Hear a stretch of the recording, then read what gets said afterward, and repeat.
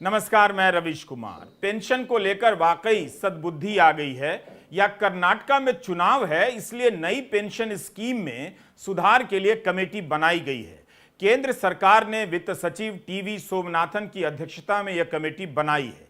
इस खबर को पहले पन्ने पर छाप तो दिया गया है, मगर पुरानी पेंशन की बहाली को लेकर लड़ाई लड़ रहे करोड़ों कर्मचारियों को नई पेंशन स्कीम में सुधार नहीं, पुरानी पेंशन स्कीम की बहाली चाहिए। जिस तरह से इसे बड़ी खबर बताकर छापा गया है, उससे किसी को उम्मीद हो सकती है कि मोदी सरकार पुरानी पेंशन पर लौट सकती है, मगर ऐसी उम्मीद का कोई आधार नहीं है। इसलिए हमने सोचा कि आज पेंशन की बात करते हैं। हमारा साफ मानना है कि सरकार जितना काम नहीं करती है, उससे ज्यादा पैसा प्रचार पर फूंक देती है। जिन इमारतों की जरूरत नहीं होती, अपने प्रचार के लिए उससे भी भव्य इमारतें बना देती है। अब जब गोदी मीडिया खुद ही दिन रात सरकार के प्रचार में जुट गया है, तो सरकार को प्रचार का पैसा बंद कर देना चाहिए और इस पैसे से पेंशन दे देनी चाहिए। उसका ज्यादा प्रचार होगा। सरकार से विज्ञापन लेकर गोदी मीडिया उसका प्रचार करे, यह अच्छी बात नहीं है। अगर सरकार ने अच्छा काम किया है तो देश हित में देशभक्ति की बात करने वाला यह गोदी मीडिया ऐसे ही करके दिखा दे। ज्यादा नहीं, केवल 1 महीना। आप देख रहे हैं रवीश कुमार ऑफिशियल, हमारा यूट्यूब चैनल। आपने तो सब्सक्राइब किया ही है, लोगों से भी कहिए कि सब्सक्राइब करें, संभव हो तो ज्वाइन भी करें। और हां, वीडियो पूरा देखा कीजिए, काफी मेहनत से तैयार किया जाता है। दुनिया में 2 ही जगह हैं जहां पेंशन को लेकर बड़ा आंदोलन चल रहा है। एक फ्रांस है, दूसरा भारत। फ्रांस में पेंशन का आंदोलन राष्ट्रव्यापी और हिंसक हो चुका है, लेकिन वहां के मीडिया ने पेंशन आंदोलन को दिखाना बंद नहीं किया। फ्रांस एक विकसित और अमीर देश है, इसके बाद भी पेंशन वहां बुनियादी मुद्दा है। कई हफ्तों से चल रहा विरोध प्रदर्शन बढ़ता ही जा रहा है। राष्ट्रपति मैक्रों के पसंदीदा रेस्तरां में लोगों ने घुस के हल्ला मचा दिया। यही नहीं, जब फ्रांस की प्रधानमंत्री एलिजाबेथ बोर्न से बातचीत हो रही थी तो मजदूर संघ बैठक से निकलकर चला गया। फ्रांस की यूनियन ने 11वीं बार हड़ताल का ऐलान कर दिया है।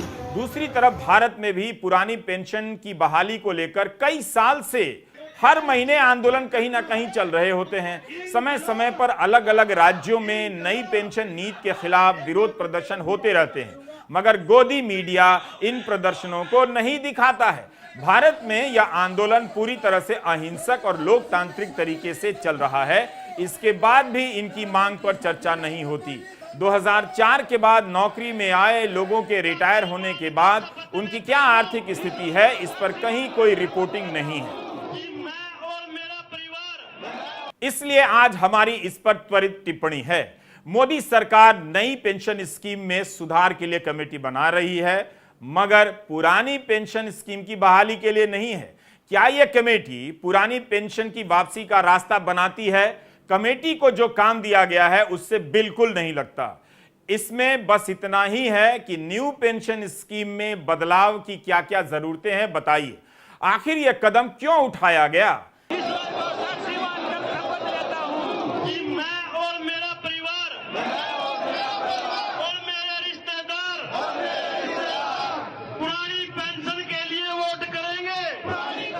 कर्नाटका में विधानसभा चुनाव हो रहे हैं।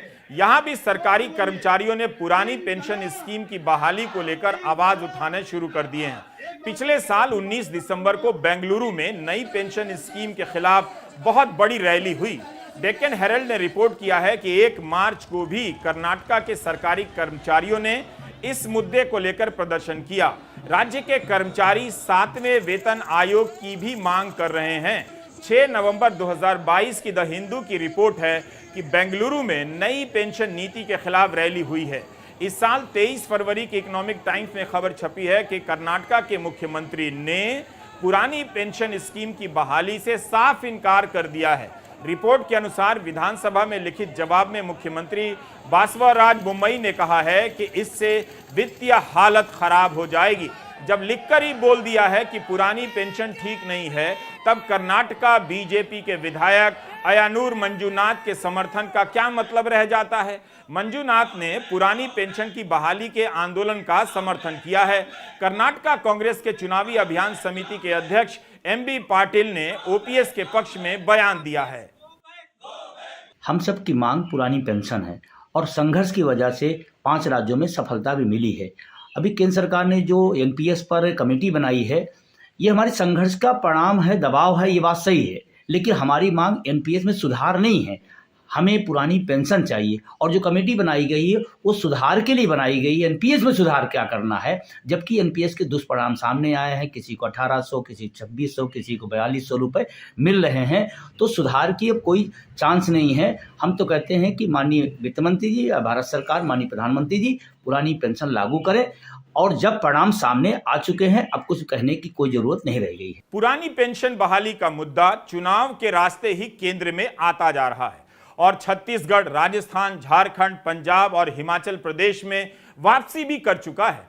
कांग्रेस ने इस मुद्दे को राजनीतिक समर्थन और पुरानी पेंशन को लागू करना शुरू कर दिया, तो अब आम आदमी पार्टी भी इस होड़ में शामिल है। पंजाब में भी पुरानी पेंशन स्कीम को लागू करने का वादा किया है और अब आम आदमी पार्टी कर्नाटका में भी इसका वादा कर रही है।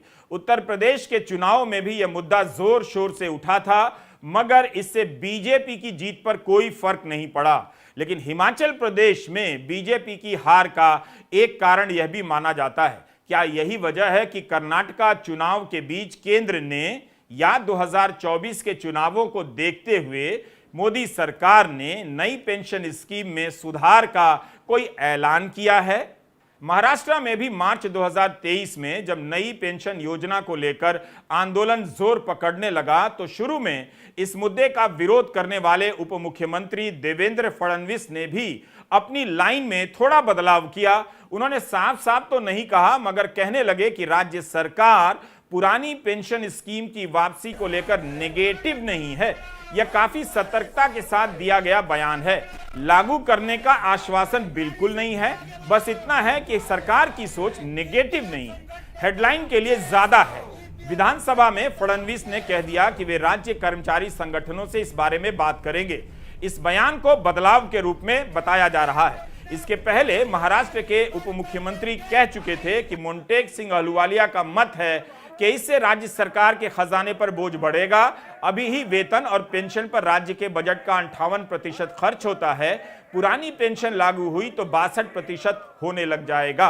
राज्य के मुख्यमंत्री एकनाथ शिंदे इस मामले पर पॉजिटिव रुख अपनाने का दावा करते हैं, लेकिन यह मुद्दा अब बीजेपी को परेशान कर रहा है। ऐसा लगता है हर चुनाव में बीजेपी इस मुद्दे को टालती रही है, लेकिन अब कई चुनावों के बाद उसके लिए टालना मुश्किल लगता है। इसलिए बीजेपी इस मसले में पॉजिटिव होने के नाम पर बयान दे रही है। मगर पॉजिटिव होना क्या होता है? अगर यह मुद्दा सही है तो बाकी राज्यों की तरह सीधे लागू कर दीजिए। कहने के लिए तो संघ समर्थित संगठन भारतीय मजदूर संघ भी पुरानी पेंशन स्कीम की बात करता है, लेकिन उनके संगठन से सरकार और बीजेपी को कोई असर नहीं पड़ा, कोई दबाव नहीं बना। हाल ही में मध्य प्रदेश में बीजेपी के वरिष्ठ नेता और पूर्व मंत्री गौरी शंकर बिसेन ने पुरानी पेंशन की बहाली का समर्थन कर दिया।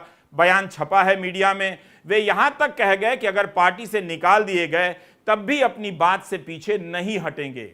हमारा आंदोलन लगातार देशव्यापी हो रहा है और एनएमओपीएस के बैनर तले पूरे देश की लड़ाई लड़ी जा रही है। अभी 16 अप्रैल को पेंशन संवैधानिक मार्च हर जिला मुख्यालय पे है। उसके बाद 1 जून से रथ यात्रा निकाली जा रही है। फिर 1 अक्टूबर को हम लोग दिल्ली पहुंच रहे हैं। पूरे व्यापक स्तर पर हमारी तैयारी चल रही है और ये हमारा हक है, संवैधानिक हक है। देश का 80 लाख शिक्षक कर्मचारी और अर्धसैनिक बल पेंशन से वंचित है। ये कहाँ का न्याय है? रही बात उत्तर प्रदेश में, जब वोट फॉर ओपीएस का अभियान चला, यहाँ 312 सीटों पर पोस्टर बैलेट में घोषणा करने वाली पार्टी के पक्ष में गया। इसका असर पूरे देश के अंदर पहुंचा, तमाम राज्यों में। हिमाचल अभी लेटेस्ट हुआ, जहां पर एक बड़ा सकारात्मक परिणाम आया हमारे मुद्दे के साथ, और वहां पर भी पेंशन बहाल हुई।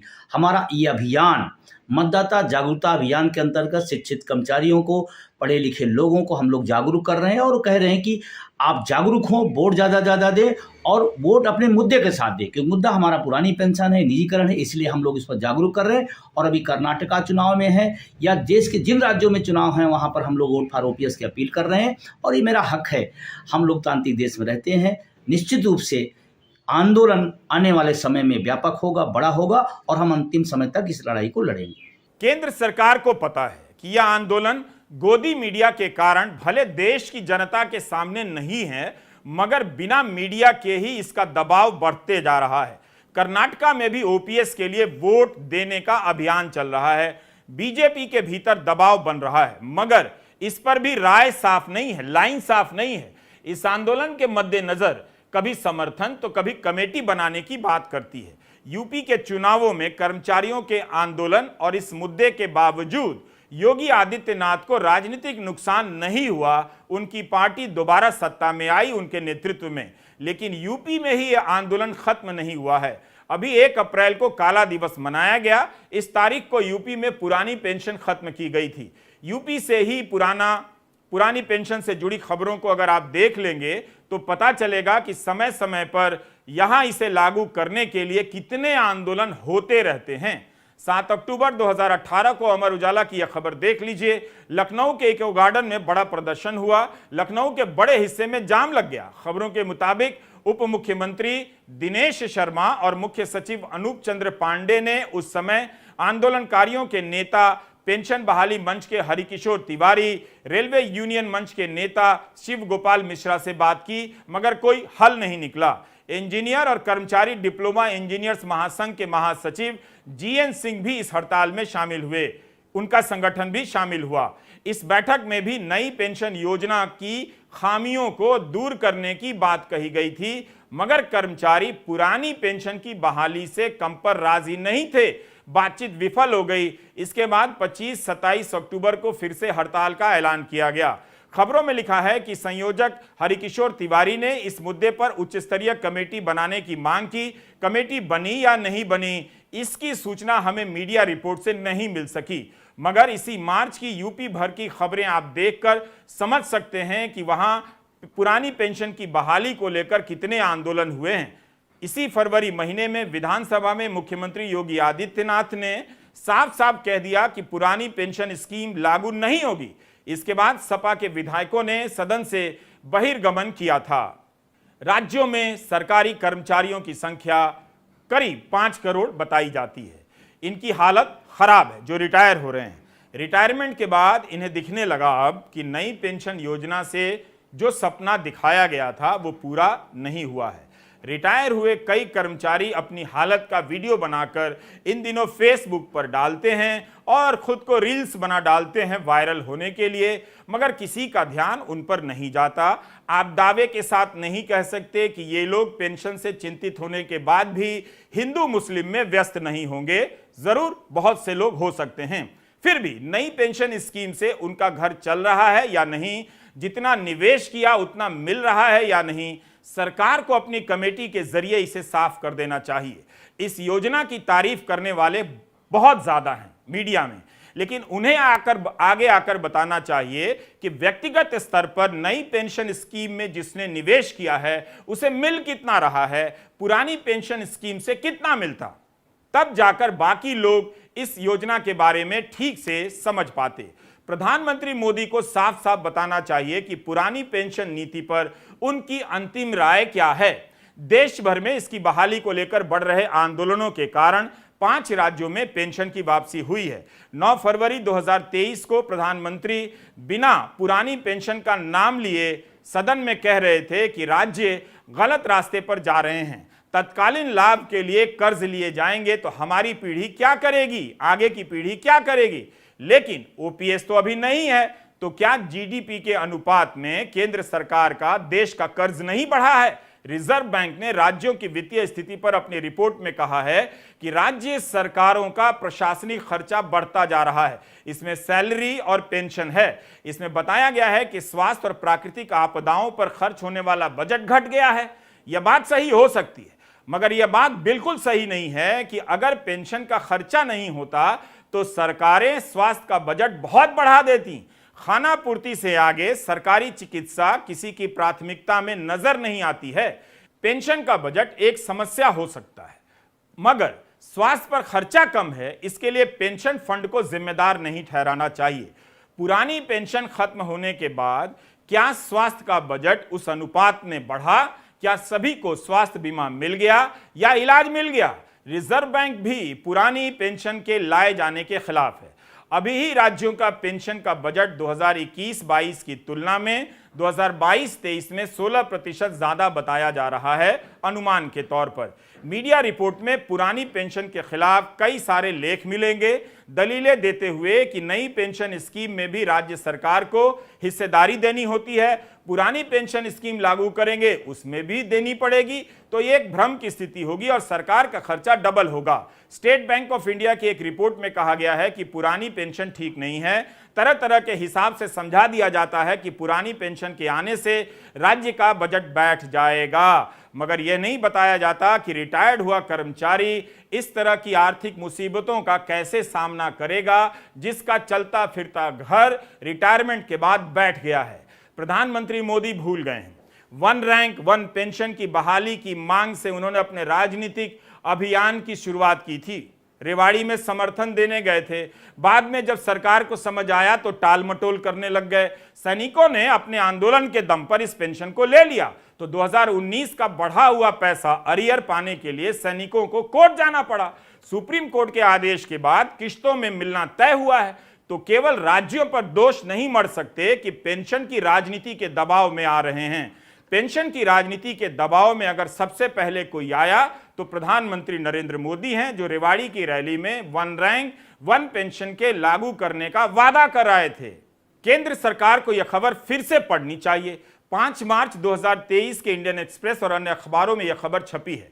अगर पुरानी पेंशन ठीक नहीं है तो क्यों केंद्र सरकार के कुछ सरकारी कर्मचारियों को पुरानी पेंशन के विकल्प चुनने का मौका दिया गया, जिनकी नौकरी का विज्ञापन या नौकरी की अधिसूचना 22 दिसंबर 2003 के पहले जारी हुई थी। अब उन्हें पुरानी पेंशन में शिफ्ट होने का विकल्प क्यों दिया गया? कुछ तो है पुरानी पेंशन में जिसके लिए कुछ लोग इसका मोह छोड़ नहीं पाते। अगर नई पेंशन नीति इतनी ही अच्छी है तो फिर विधायकों और सांसदों को इससे बाहर क्यों रखा जा रहा है? उन्हें भी इस योजना से पेंशन दी जा सकती है। पेंशन की बहाली वाले हर दिन अपने मुद्दे को लेकर गोलबंद होते जा रहे हैं। वे भी सरकार के भीतर काम करते हैं, उन्हें भी हिसाब किताब आता होगा, दिमाग लगाना आता होगा, तो क्या उन्हें अपनी हालत का अंदाजा नहीं हो पा रहा है कि नई पेंशन स्कीम से क्या मिल रहा है? क्या कहा गया था? मिल ही रहा होता तो विरोध क्यों करते? कहीं इसका हाल फसल बीमा जैसा तो नहीं है? पहले कुछ राज्यों ने इससे किनारा किया, फिर किसान करने लग गए और खबरें पढ़ने को मिलती हैं कि किसानों को पूरे नुकसान की भरपाई नहीं मिलती है। बीमा कंपनियों का लाभ बढ़ता रहता है। नमस्कार, मैं रवीश कुमार।